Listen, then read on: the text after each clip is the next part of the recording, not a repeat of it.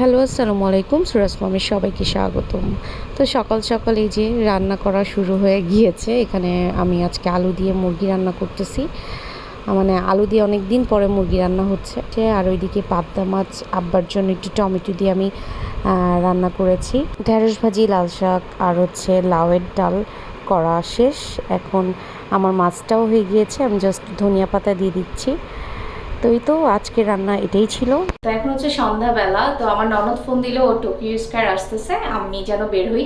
তো আমি আর সুরা এখন বের হচ্ছি। আমরা টোকিওতে আসছি, আমরা শপিং করতে আসছি।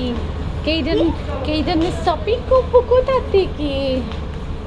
সুরা যাও, দেখি ও কোথায় যায়। এই তো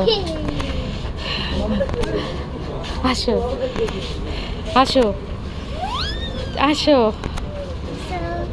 তো টোকিওতে অনেকক্ষণ ঘোরাঘুরির পরে কিছু তেমন কেনা হয় নাই, শুধু আমার শাশুড়ি আমার আম্মুকে একটা ড্রেস দিয়েছে, ওইটাই শুধু কেনা হয়েছে।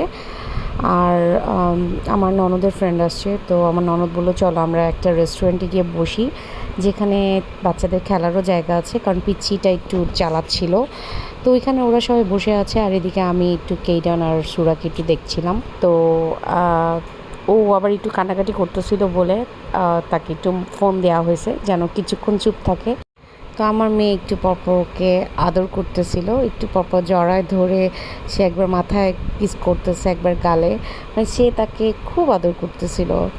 তো আমার পাশের টেবিলে আমার ননদ এবং ওর মামাতো ননদ বসে আছে, এবং ওর একটা ফ্রেন্ড এসেছে আমার ননদের সাথে দেখা করতে। আমাদের খাওয়া দাওয়া শেষ, আমার ননদের হাজব্যান্ড নিচে এসে দাঁড়িয়ে আছে। তো আজ ভিডিওটি আমি এখানেই শেষ করে দিচ্ছি। সবাই ভালো থাকবেন, সুস্থ থাকবেন, আল্লাহ হাফেজ।